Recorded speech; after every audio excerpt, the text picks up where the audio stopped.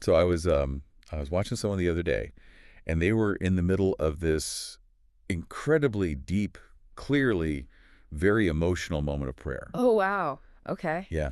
And they had their eyes closed, their brow was furrowed with this absolute, just intense focus, but they were mouthing words in a language that I happen to know they don't actually speak in their daily life. Right. Like, at all. Not at all. I mean, they couldn't order a cup of coffee or ask for directions in that language, but here they were using it to speak to the creator of the universe. And it just hit me as I was watching what is actually happening in the human brain at that exact moment. That's a fascinating question. Right. Is there this massive disconnect between the very specific phonetic sounds they are meticulously trying to produce and the raw, unedited, messy emotions they're actually feeling in their chest? It's a really profound image.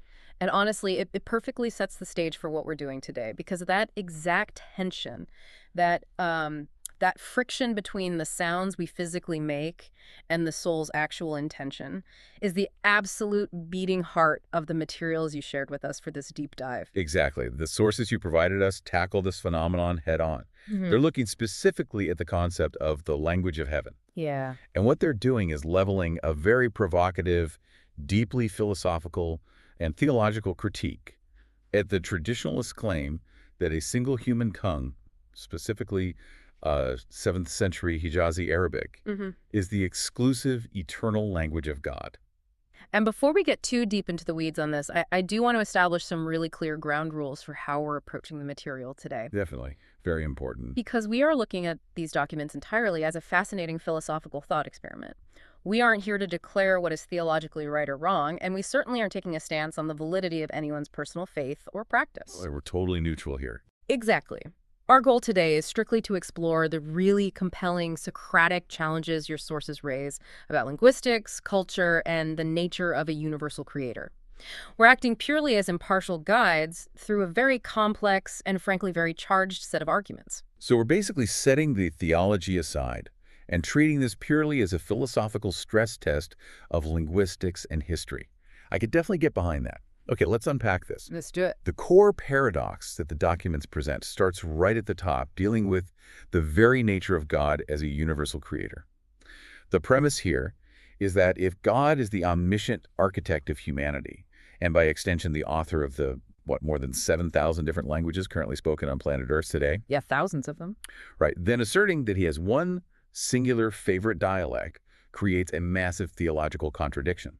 Exactly. The argument being made in your notes is that elevating one specific, geographically bound 7th century dialect to the ultimate status of the eternal word inadvertently shrinks the concept of God. Shrinks it how? Well, the text uses a very striking phrase to illustrate this. It says that insisting on this linguistic exclusivity paints the divine not as the Lord of all humanity, but rather as a, and this is a direct quote, cosmic Arab nationalist. Wow.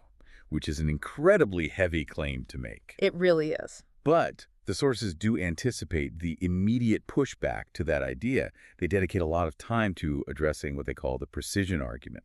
Because if you talk to apologists or scholars of the language, the common defense is that Arabic is simply too structurally perfect, too precise, and too dense to translate. Right, the untranslatability argument. Exactly. Therefore, it mathematically has to be the language of revelation. Yes, and to be fair to that defense, they often point to the Arabic root system, which is undeniably, it's incredibly elegant. It really is. In Semitic languages, words are formed from a core of usually 3 consonant letters. Take the root KTB, for instance, which broadly relates to the concept of writing. From that one single 3-letter core, you get the word for book, which is kitab. Get the word for writer, katib.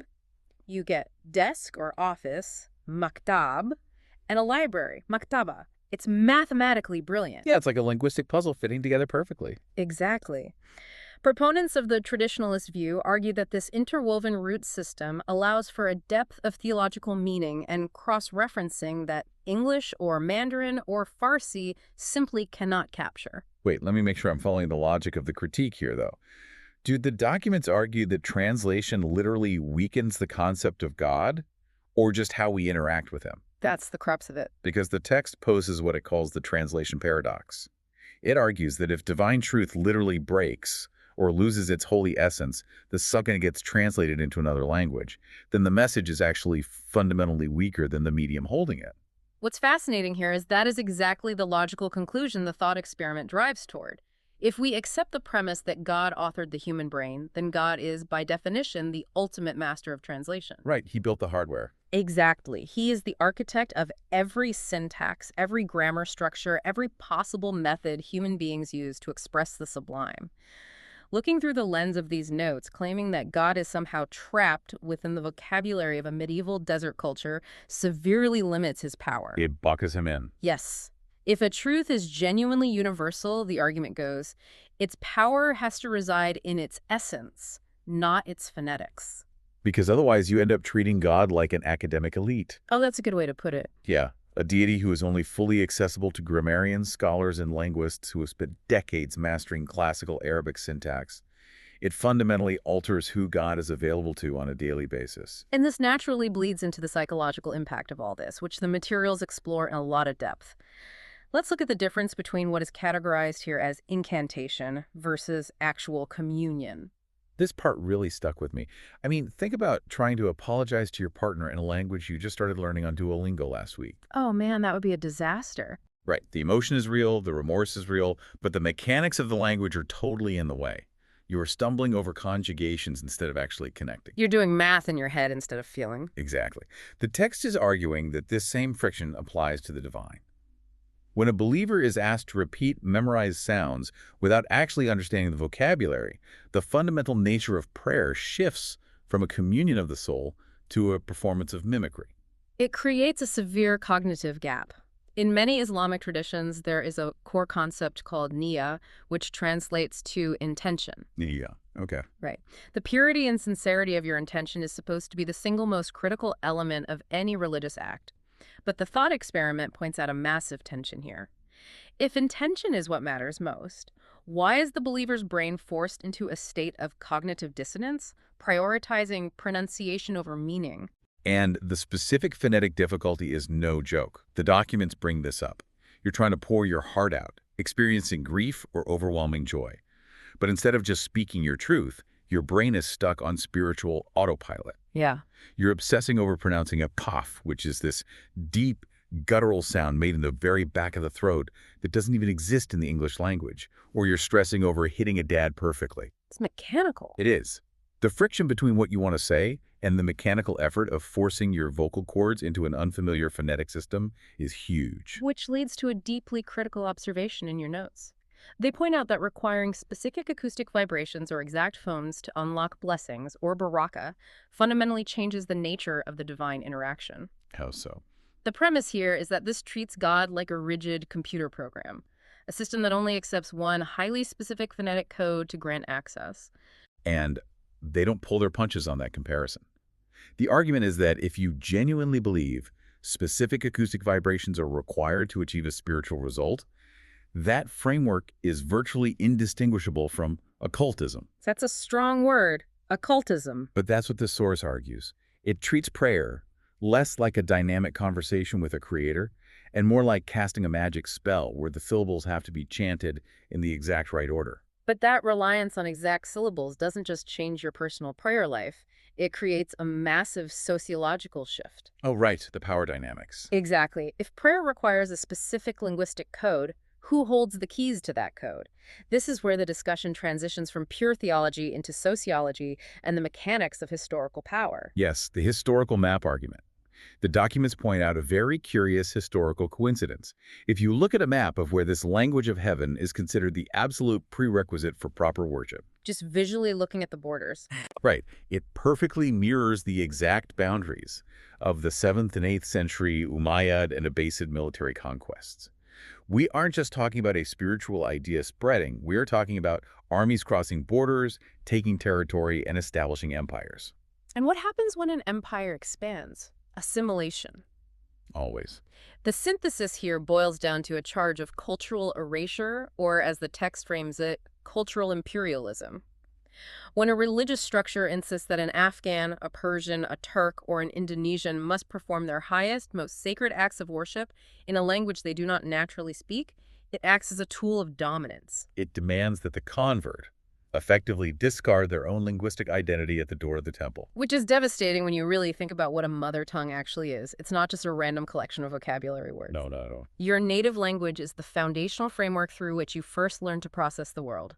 It is the language you use to conceptualize love, how you articulate sharp pain, how you experience sudden wonder. And to be told by a religious authority that this deeply personal, deeply human framework is somehow profane or insufficiently holy compared to the identity of a historical conqueror. That is a profound psychological demand to place on a human being. It results in what the documents call the Arabization of the soul. You are being asked to internalize the idea that your deepest, most authentic voice, the voice you cry in, is not good enough for God. Yeah. But structurally, this does something even more insidious. It forces non-Arab believers into a permanent position of dependency. It creates a massive, powerful mediator class. Explain that dynamic a bit more, because I think this is where the real-world implications of this philosophy hit hardest. Well, think about it.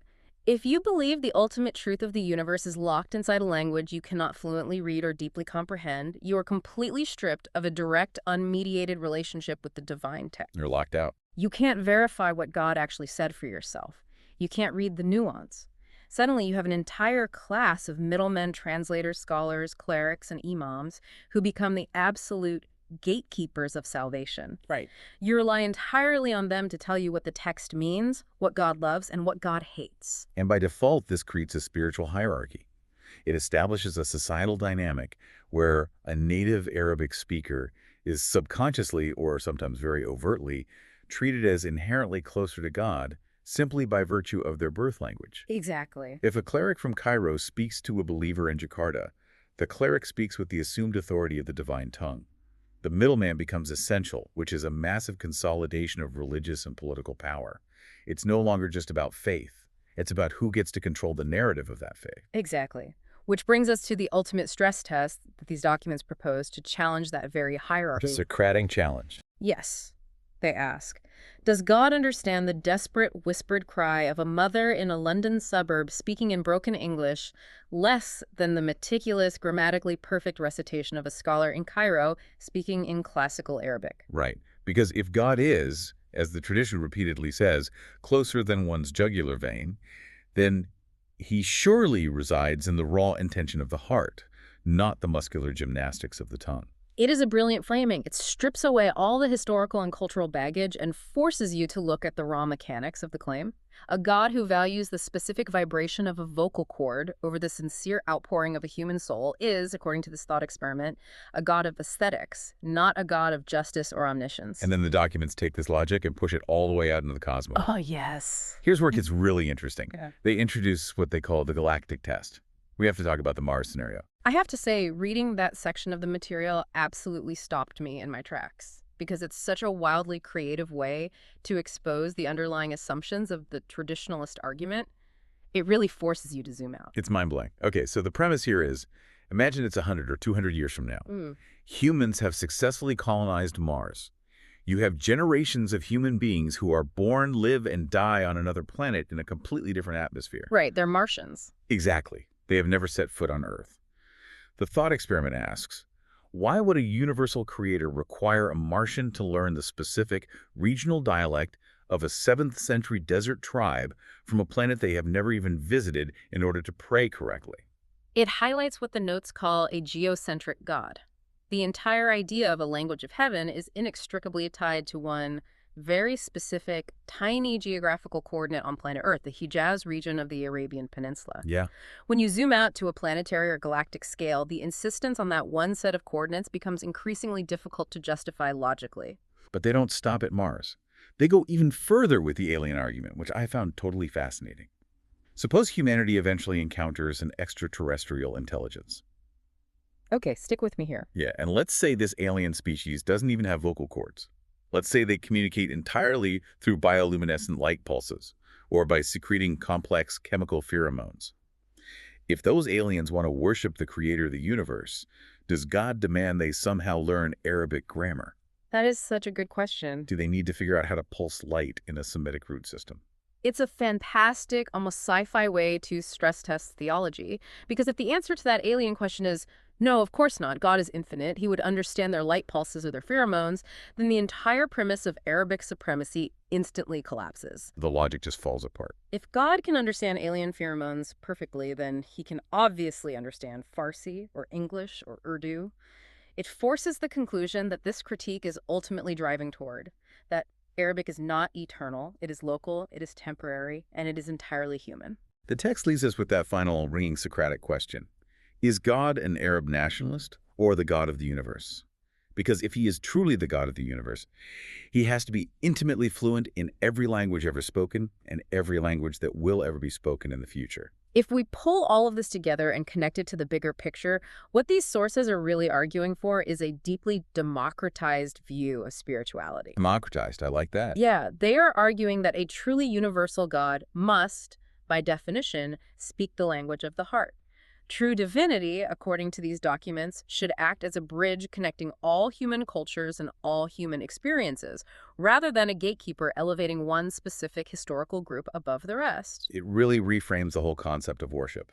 It is about separating the universal, eternal essence of divine truth from the temporary, human phonetics of its delivery. It is an incredibly powerful argument to wrestle with, regardless of where you fall on the theological spectrum.